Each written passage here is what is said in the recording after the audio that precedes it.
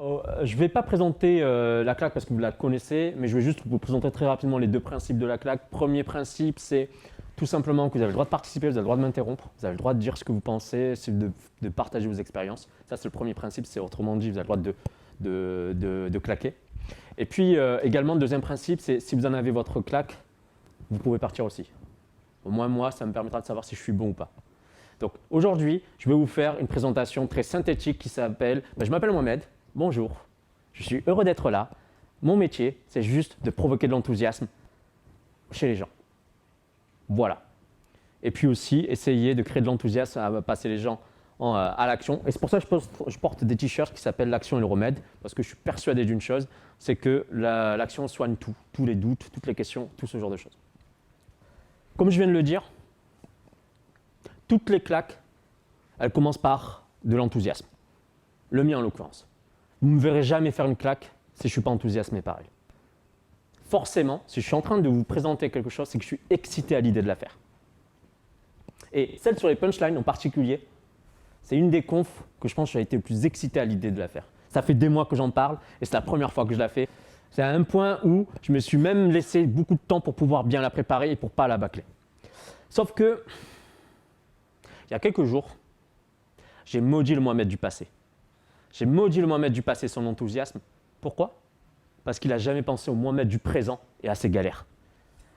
C'est galère d'aller documenter une telle conférence, c'est galère d'aller chercher des sources, c'est galère d'aller trouver des livres qui parlent de punchline. Parce que, comme moi, j'ai commencé à m'asseoir pour essayer de faire mes premières recherches pour préparer cette conf, je suis tombé sur ce site. Autrement dit, tu te démerdes. Vraiment, il n'y a aucun contenu quand il s'agit de punchline ou de faire des phrases choc, il n'y a aucun contenu qui est enthousiasmant. Vraiment, j'ai rien trouvé de suffisamment satisfaisant pour que je puisse vous le partager aujourd'hui. Pourtant, des rois de la punchline, il y en a plein. Sauf qu'il n'y a aucun roi de la vulgarisation de la punchline. Vous avez donc des gens qui sont doués pour faire des punchlines, mais par contre, vous n'avez personne pour vous expliquer comment en faire. Alors, vu ce constat, je me suis dit, puisqu'il n'y a aucun roi, je serai mon propre royaume. Qu'est-ce que ça veut dire? Ça veut dire tout simplement que je vais vous partager deux choses. L'expérience que j'ai moi-même avec les punchlines et aussi tout ce que moi, personnellement, j'ai appris des punchlines. Alors, déjà, première chose à apprendre sur les punchlines, c'est qu'elles ne sont pas courtes, elles sont denses. La punchline est à la phrase « ce que le diamant est au charbon ». Autrement dit, le diamant, c'est quoi? C'est du charbon à très très forte densité. C'est pareil pour une punchline. Une punchline, c'est quoi? C'est beaucoup d'idées, beaucoup de savoir, mais à une très très forte densité. C'est pour ça que s'il fallait aujourd'hui définir à mes yeux une punchline, c'est du savoir stocké à très forte densité. Tout ça en une seule phrase. Et d'ailleurs, ce qui est marrant, c'est que quand vous écrivez une punchline, avec une punchline, vous pouvez écrire des livres avec. Vous pouvez même remplir des bibliothèques juste avec un seul principe, une seule punchline. Vous voulez un exemple? Prenons Gandhi. Gandhi, il a écrit, ou il a dit « Sois le changement que tu veux voir dans le monde ». Vous n'imaginez pas le nombre de livres qui a été écrit juste sur cette phrase-là. Lui, il en a fait une phrase, il y a des gens qui en ont fait des livres, et voire même des bibliothèques. Et quand je dis bibliothèque, il y en a même qui en ont fait des chansons, c'est-à-dire qu'ils répètent ce principe-là, juste ils le déroulent sur 4 minutes, dans des chansons. L'exemple que j'ai, moi, c'est Michael Jackson. Je ne sais pas si vous connaissez Man in the Mirror, qui est une chanson assez fameuse qui veut dire littéralement l'homme dans le miroir, où il traduit tout simplement que le changement, c'est quoi? Il commence par qui? Il commence par la personne que tu vois chaque matin dans le miroir. Sauf que lui, il lui dit donc 4 minutes de chanson, quand Gandhi l'a résumé à une seule phrase. Autrement dit, une punchline, c'est utiliser le minimum de mots pour transmettre une idée à très très fort impact. Alors, ça veut dire quoi aussi sur les idées et sur les mots? Ça veut dire que les idées sont beaucoup plus grandes que les mots. Les idées, les savoirs sont plus grandes que les mots qui les contiennent. Je vais vous illustrer ça très rapidement. Je vais prendre deux expressions qui sont dans le sens assez similaire, mais qui, dans l'idée, l'esprit qu'elles véhiculent, sont radicalement différentes. Exemple, industrie pharmaceutique, les entreprises du médicament. On a là deux expressions qui sont dans le sens à peu près similaire. Par contre, dans l'idée, l'esprit qu'elles véhiculent, elles sont radicalement différentes. Dans les entreprises du médicament, il y a une connotation qui est beaucoup plus positive que dans l'industrie pharmaceutique. Donc, retenez bien que les idées et les savoirs sont beaucoup plus grands que les mots qui les contiennent. Tout le jeu consiste à trouver les bons mots, notamment dans les punchlines. Autre chose, une autre caractéristique des punchlines, c'est que une bonne punchline est répétée. Une punchline, au-delà du texte, prend sens avec son contexte. C'est-à-dire que généralement, pour chaque contexte, vous allez trouver la bonne punchline à dire et à exprimer. Je vais prendre un exemple très concret. Là, j'ai pris le conte parodique de Victor Hugo qui a trouvé pour chacune des trolls auxquels il a fait face sur Twitter, une punchline de Fianso, qui est un rappeur, qui s'y prête parfaitement. Qu'est-ce que ça veut dire? Ça veut dire que forcément, si vous avez une punchline, vous avez le contexte qui va avec. Je vais prendre un autre exemple. Je vais prendre une punchline que je porte là aujourd'hui en t-shirt, qui est l'action et le remède. Pourquoi l'action et le remède est une punchline? C'est qu'à chaque fois que vous êtes en train de douter, à chaque fois que vous êtes en train de vous poser vos questions, cette punchline-là doit revenir comme le refrain d'une chanson populaire. C'est l'action et le remède, l'action et le remède, l'action et le remède. Et le fait que vous allez la répéter, il va se passer quoi? Déjà, vous allez la retenir. Ensuite, ça va se transformer en conviction. Et aussi, c'est un moyen mnémotechnique de retenir des choses. Je vous l'ai dit juste avant, une punchline, c'est du savoir stocké à très forte densité. Si vous savez faire des punchlines, ce que les gens vont retenir, c'est vos punchlines. En effet, pourquoi faire des punchlines? Parce que c'est l'empreinte que vous laissez dans l'esprit des gens. Les gens ne vont pas retenir tout ce que vous allez leur dire, ils vont retenir, que ce soit dans une conversation, dans un entretien ou dans une présentation, ils ne vont retenir que les punchlines. C'est pour ça qu'à chaque fois que vous êtes en train de préparer une présentation, un entretien, une conversation, posez-vous la question de savoir, mais quelle phrase, quelle punchline je veux que les gens retiennent. Impérativement, vous l'écrivez. Et vous l'écrivez. Parce que ça va être celle que vous allez devoir répéter et que ensuite, vous allez tout simplement chercher à déployer dans l'esprit des gens. Mais les gens, à la fin de votre conversation, ils ne se souviendront jamais des 15 minutes de conversation, ne se souviendront jamais des 30 minutes de présentation, ils ne se souviendront seulement des punchlines. On est bon? Maintenant, je vous ai parlé des bonnes punchlines, que les bonnes punchlines sont celles qui sont répétées. Si je vous parle de bonnes punchlines, ça veut dire qu'il y en a de mauvaises. Alors, comment les distinguer? Et la vérité, c'est qu'il est très très difficile de les distinguer. Il est très difficile de savoir qu'est-ce qui fait une bonne punchline, qu'est-ce qui fait une mauvaise punchline. La preuve, je ne sais pas si vous connaissez ce monsieur. Alors, ce monsieur, c'est Christophe Barbier, pour ceux qui ne le savent pas, qui est éditorialiste ou rédacteur en chef chez l'Express et qui peut passer sur différentes rédactions comme BFM ou ce genre de choses. Et ce genre de gars qui est capable de vous écrire « Oui, Greta Thunberg en fait trop ». Et puis, de l'autre côté, il est en train de faire le poirier sur un plateau de BFM. Donc, ça va se demander qui en fait trop. Et puis, de l'autre côté, qui peut écrire aussi des raps. Et j'ai lu son rap. Et j'ai pas vu une seule punchline. Enfin, sa meilleure punchline, c'est celle que vous voyez là à l'écran, qui est « Je ken Booba car j'ai le code de la bombe A ». Alors, mettons-nous en situation. Le mec, quand il a écrit ça et quand il a publié ça, pour lui, ça devait être la meilleure punchline de l'histoire de la planète. Forcément, sinon il ne l'aurait pas écrit. J'aurais dit, tiens, j'ai envie de faire une mauvaise punchline aujourd'hui. Non, dans sa tête, c'était la meilleure punchline de sa vie. Donc forcément, ça veut dire qu'il est extrêmement difficile de pouvoir reconnaître une bonne punchline. Vous allez me dire, mais oui, c'est pas son métier, il est éditorialiste, sauf qu'il est journaliste, donc les métiers, sa matière première, c'est les mots. Donc savoir les manier devrait être un métier pour lui. Que ce soit dans un rap ou que ce soit de manière générale dans un article, la matière première reste les mots. Surtout que de l'autre côté, je ne sais pas si vous connaissez Déborah Servito. Alors Déborah Servito, elle est juge notamment aux États-Unis. Et elle s'est fait remarquer il y a quelques années pour avoir rendu un verdict en rappant. Enfin, quand je dis en rappant, c'est surtout qu'elle a écrit un rap de son verdict. Laissez-moi vous mettre un peu de contexte. C'est un gars, il a porté plainte contre Eminem. Et je trouve que ce gars-là, il martyrisait Eminem quand il était plus jeune, au point parfois qu'il tombe dans les pommes. Eminem en a fait une chanson qui s'appelle Brain Damage, pour qui ça parle. Et il ne parle pas de lui en l'occurrence, mais il parle de ce qu'il a vécu. Et ce gars-là a porté plainte contre Eminem en disant qu'il y a diffamation et il réclamait $1 million de réparation. Ce à quoi la juge va lui répondre, non, dégage. Mais au lieu de le dire de manière, de manière traditionnelle, avec tout ce qu'il y a de traditionnel et le langage juridique, elle va en faire un rap.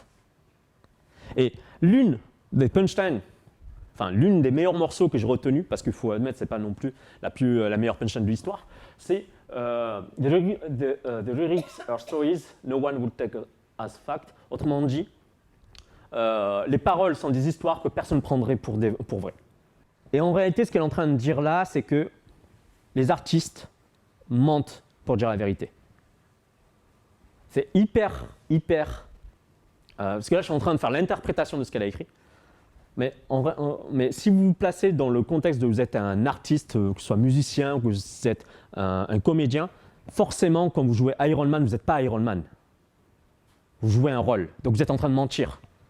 Sauf que vous êtes en train de mentir pour faire passer un message. Que ça peut être le message de l'héroïsme, de l'amitié ou du sens du sacrifice, ce genre de choses. Le message lui-même est vrai. Par contre, tous les dialogues, toutes les situations sont fausses. C'est ça que ça veut dire.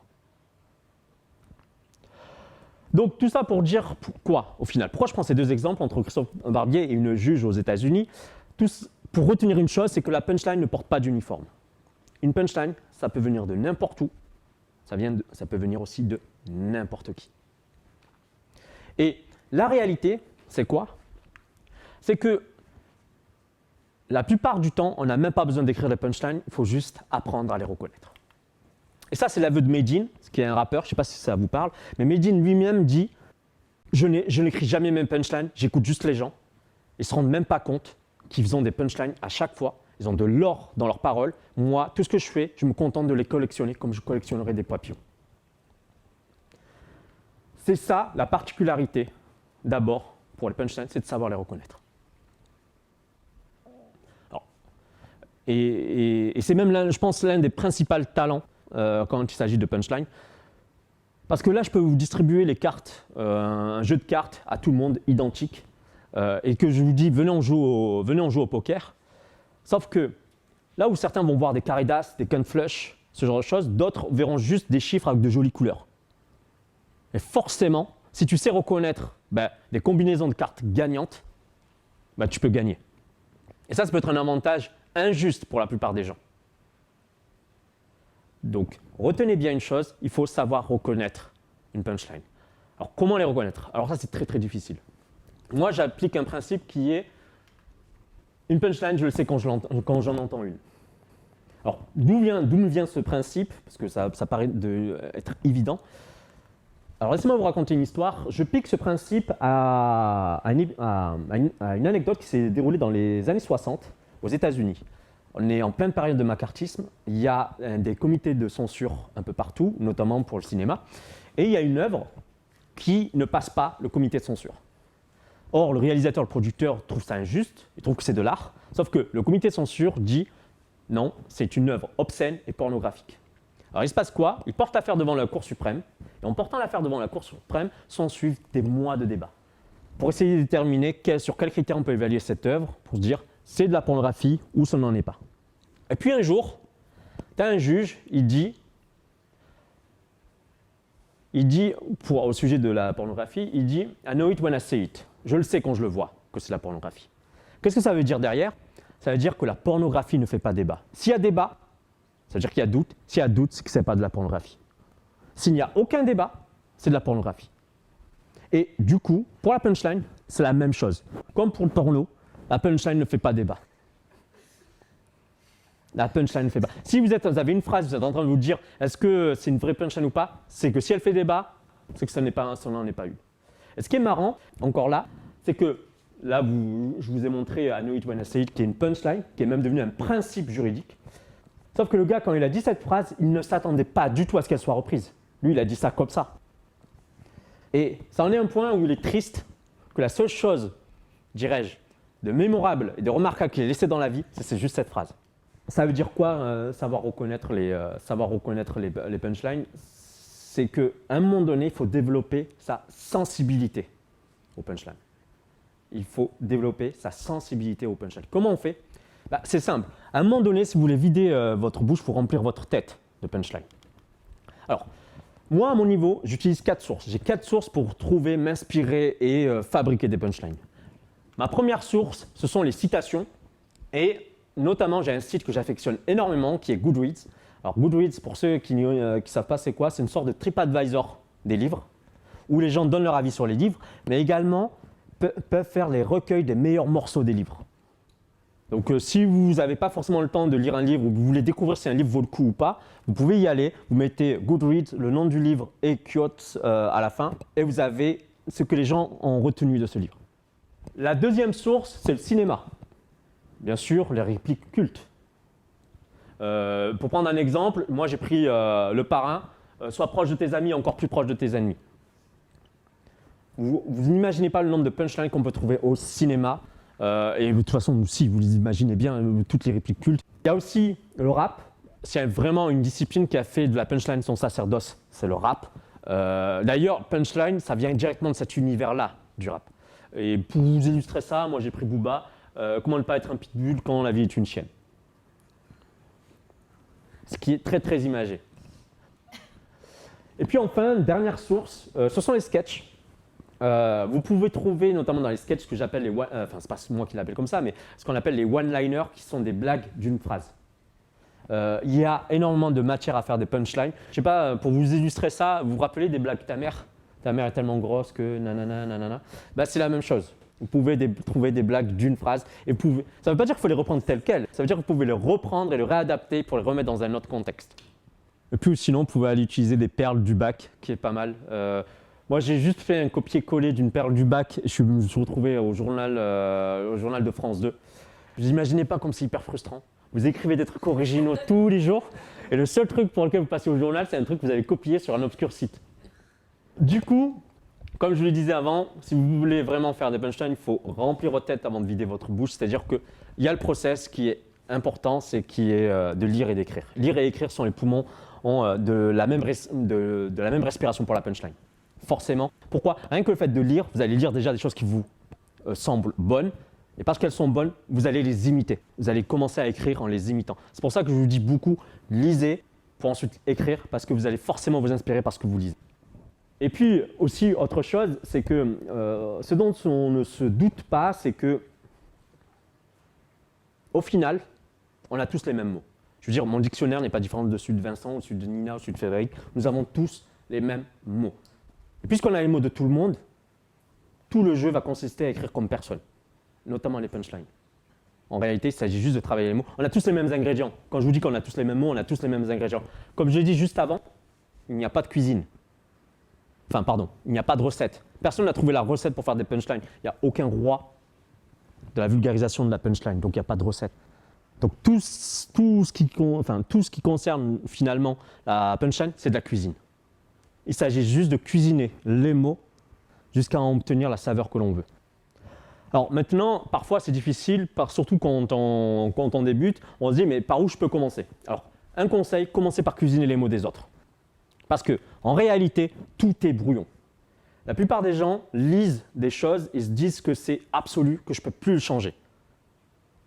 La plupart des gens écoutent des paroles et se disent ça y est, c'est fini, ça a été gravé dans le marbre, je ne peux plus le modifier. Non, tout est brouillon, tout peut être amélioré. Si vous ne savez pas par où commencer, prenez ce qui a déjà été écrit et essayez de l'améliorer. Essayez de transformer un paragraphe en une seule phrase. Essayez de trouver un livre et de le résumer en une seule phrase. Ou bien prenez des punchlines. C'est ce que j'ai fait. Par exemple, j'ai pris cette punchline de Medine, dont je vous ai parlé juste avant, qui dit « N'oublie pas ton histoire ou le monde t'oubliera ». Je l'ai transformé et ça donne « N'oublie pas ton histoire ou l'histoire » avec un H majuscule t'oubliera. Et moi, personnellement, je préfère cette version à sa version. Mais forcément, parce que c'est la mienne déjà. Et puis aussi parce que j'ai l'impression de l'avoir améliorée. Donc n'hésitez pas à prendre des punchlines et à les améliorer, à vous les rapproprier. Et au final, en fait, qu'est-ce qui me caractérise par rapport aux autres? C'est que moi, je reste beaucoup plus longtemps avec les mots. Je cuisine les mots jusqu'à ce qu'ils me donnent quelque chose à manger. Et c'est ça le plus dur en réalité. C'est que généralement, les gens se disent je vais rester. En fait, ils comptent trop sur l'inspiration pour avoir des punchlines, au lieu de se dire c'est peut-être aussi un travail que d'avoir l'inspiration. Et ça, on va en parler un peu plus après, vous allez voir. Deuxième conseil que j'ai à vous donner, devenez poète. Alors déjà, quand je vous dis devenez poète, je ne pense pas au poète à l'eau de rose. Vous savez, toutes ces histoires avec... C'est même pas du romantisme, parce que le romantisme c'est beaucoup plus noble que ça. Mais toutes ces histoires de faire des poèmes, vous voyez, des Don Juan, ce genre de choses. Donc, vous devenez poète. Pour moi, devenir poète, c'est 4 choses. La première, ayez une écriture cinématographique. Un poète, c'est quoi? C'est qu'il transforme des mots en images. Et ça, c'est extrêmement dur à faire. Je ne vous dis pas de le faire systématiquement, je dis juste que ayez à l'esprit que, si vous voulez être poète, l'état d'esprit du poète, c'est de transformer des mots en images. Exemple, alors je n'ai pas pris forcément un poète, là j'ai pris un copywriter qui s'appelle David Ogilvy, qui a écrit à 60 miles à l'heure, le bruit le plus lourd que vous entendez dans la nouvelle Rolls-Royce vient de l'horloge électrique. Vous voyez, vous avez tout le... En fait, vous l'entendez cette horloge dans votre tête. C'est extrêmement cinématographique et c'est extrêmement sonore, même dans la description. Donc n'hésitez pas à avoir ce qu'on appelle une écriture cinématographique, à écrire du mouvement.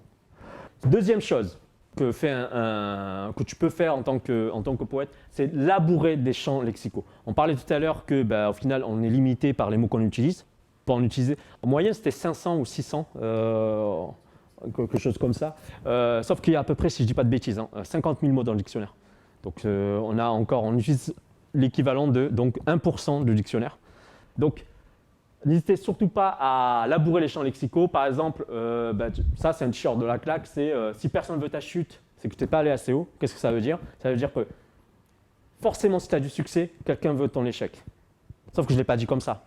J'ai assimilé ou j'ai associé l'idée de succès au fait d'aller haut et l'idée d'échec à la chute. Et c'est ça que je veux dire. Essayez de travailler les punchlines pour qu'elles soient le plus visuelles possible. Et pour ça, labourer les champs lexicaux. Enfin, les champs lexicaux, pardon. Troisième chose, enlevez les mots en trop. C'est extrêmement simple de faire compliqué. Enfin, c'est extrêmement facile, de faire compliqué. C'est extrêmement difficile de faire simple. Votre objectif, juste enlever les mots en trop. C'est comment, avec... vous savez, quand vous essayez de résumer tout un article dans une publication LinkedIn et que vous êtes limité par 1300 caractères, vous coupez énormément dans le gras. Pareil, si là aujourd'hui je vous dis, essayez de résumer votre vie en un seul mot, si vous trouvez le mot tout de suite, c'est que vous y avez réfléchi avant. Sinon, il vous faudra énormément de temps pour trouver ce mot-là, ou trouver même ce verbe-là. Le verbe qui caractérise votre vie. Et c'est normal. Les gens passent plus de temps à trouver un titre à leur livre qu'à écrire le livre. Les gens passent plus de temps à trouver le nom de leur entreprise qu'à la lancer. Normal, parce que tu dis que ça va être intemporel. Pareil, essayez quand vous faites la punchline de réduire au maximum. Pour ça, il y a plusieurs jeux que vous pouvez utiliser. L'un des jeux que j'aime bien, moi, c'est le 6 mots challenge. Alors, 6 mots challenge, ça consiste en quoi? Ça consiste à raconter des histoires de 6 mots. Alors, pour vous illustrer un petit peu ça, c'est vous devez faire l'introduction, le développement, la conclusion en 6 mots. Je ne suis pas en train de vous dire que vous faites des punchlines de 6 mots. Je suis en train de vous dire que si vous voulez vous exercer à dire le plus et à dire beaucoup avec le minimum de mots, c'est le genre d'exercice que je vous conseille. L'autre exercice peut être aussi d'écrire en alexandrin. Parce que le fait d'écrire en alexandrin, vous allez devoir écrire en 12 syllabes. Et forcément, si vous avez un mot qui fait 4 syllabes et qui dépasse, vous allez essayer de trouver d'autres mots qui disent la même chose, mais avec 2 syllabes. Vous allez essayer de trouver d'autres constructions qui puissent faire que vous rentriez dans ces 12 syllabes. Et moi, je suis quelqu'un qui a passé des nuits entières, qui a blanchi pas mal de nuits, à essayer de trouver ces foutues phrases qui restent dans 12 syllabes. Dernier principe, notamment pour l'état d'esprit du poète, c'est être solide sur les figures de style. Alors, je ne vais pas vous faire un cours de français, là, tout de suite, ce n'est pas l'objectif. Je vais juste me concentrer sur les figures de style qui, à mes yeux, sont les plus... sont déjà mes préférés, déjà. Et puis aussi qui sont un très bon exercice pour commencer. Alors, La première figure de style, c'est ce qu'on appelle le chiasme. Alors le chiasme, ça consiste en quoi? Ça consiste à utiliser soit des mots ou soit des idées, et dans un certain sens dans une première partie de phrase, puis dans le sens inverse dans la seconde partie de la phrase. Exemple, je sais que le pouvoir de l'amour n'est rien face à l'amour du pouvoir. Ça, c'est Caris. Un autre exemple, c'est je cours après le savoir, je ne vais pas le savoir pour courir. Ça, c'est ce qu'on appelle un chiasme. Ou sinon, bon, là, je vous ai mis un extrait qui prend pas mal de figures du style. Par exemple, aussi hardcore qu'un violeur dans un centre de gynécologie. Alors, du coup, c'est hardcore. Vous avez de l'antithèse, que viendrait faire l'idée d'un violeur dans un centre de gynécologie. On sent tout de suite que c'est une antithèse. C'est une métaphore aussi, parce qu'on voit, c'est une image. J'ai l'esprit en flamme quand je ricane, comme si je gratte une allumette et aspergée d'un jerrycan. Là, ce que vous avez, c'est une allitération, notamment en allitération en R, et qui peut être aussi utilisée parce que c'est beaucoup plus, on arrive mieux à les retenir. Alors, pour l'anecdote, moi, je me faisais appeler à un moment donné allitérateur, justement parce que ma figure de style préférée, c'était l'allitération. D'ailleurs, dans la suite de ce texte, je dis à un moment donné, la bise et la base fait débat. Non, c'est pas ça. La baise et la base et la bise fait débat, comprends que je suis mieux avec le célibat. Ça, c'est une allitération avec la sonorité B. Donc, si vous pouvez faire des choses sonores, n'hésitez surtout pas à les faire, mais de manière concrète, utilisez les figures de style. Les figures de style ont été pensées notamment pour rendre des phrases beaucoup plus compréhensibles. Il y a énormément de figures de style, mais là, je vous en ai présenté celles que je préférais. Alors, avant de partir, dernière chose. Dernière chose que c'est assez important parce que, en réalité, moi, la plupart des punchlines, je les ai par accident. Pour moi, une punchline, ça m'arrive par coup de foudre. Mais par contre, quand ça m'arrive par coup de foudre, il faut que je sois là pour capturer le tonnerre. Ça veut dire quoi? Ça veut dire que essayez d'avoir un carnet de notes où vous allez recueillir toutes vos punchlines, parce que vous ne savez jamais quand est-ce qu'elles vont tomber. Ça ne veut pas dire que c'est parce que vous êtes inspiré que vous allez écrire, c'est parce que d'abord vous écrivez que vous allez trouver et voir des punchlines partout. Pourquoi? C'est lié à un biais cognitif qui s'appelle le biais attentionnel. Il se trouve que quand vous consacrez votre attention dans quelque chose, et au final, vous finissez par le voir partout. Vous voulez acheter une paire de chaussures, vous ne l'avez pas encore acheté, le lendemain, vous voyez tout le monde en porter. Comme si du jour au lendemain, tout le monde. Ça, c'est ce qu'on appelle un biais attentionnel. Et utiliser ce biais-là, c'est que dès lors que vous vous mettrez à écrire, à lire des punchlines, vous allez en voir partout. Et comme vous allez en voir partout, vous allez envie de n'en rater aucune. Donc, gardez un carnet. Moi, j'utilise mon... Pour rien vous cacher, je vais courir. Et le fait d'aller courir, ça me libère pas mal de l'inspiration. On va dire ça comme ça. Donc, retenez bien une chose. Ce n'est pas parce que vous êtes inspiré que vous écrivez, c'est parce que vous écrivez que vous êtes inspiré. Parce que ça va créer ce qu'on appelle, ça va déployer votre effet, votre biais attentionnel. Et le fait est, vous allez voir des punchlines partout. Alors, en conclusion, comme j'ai dit au début, il n'y a pas de roi dans la vulgarisation de la punchline. Du coup, soyez votre propre royaume. Moi-même, là, je vous ai juste présenté comment moi j'ai appris. Et ça consiste en quoi? Ça consiste à, savoir reconnaître les punchlines. Et pour savoir les reconnaître, c'est développer sa sensibilité, donc en lire. Et ensuite, en écrire. Et si vous ne savez pas par où commencer, faire des brouillons avec ce que vous connaissez déjà. Ça, c'est la première partie. Puis, dans un deuxième temps, essayez de devenir poète en essayant d'appliquer 4 principes. Premier principe qu'on a, c'est d'avoir une écriture cinématographique. Ensuite, c'est de labourer les champs lexicaux. D'enlever les mots en trop. Et puis enfin, d'être solide sur les figures de style. Parce que, en définitive, parce que là, les 2 grandes parties que je vous ai présentées elles vont vous permettre quoi? Je vous l'ai dit, une punchline, c'est évident. Une punchline, c'est évident. Il n'y a pas de débat. Quand on a une punchline, il n'y a pas de débat. Du coup, ces 2 parties vont vous permettre quoi? En fait, d'avoir accès à cette évidence. Et sauf que la particularité de cette évidence, c'est comme on l'a vu juste avant, c'est qu'elle n'est pas accessible à tout le monde. Voilà, j'ai terminé. Merci.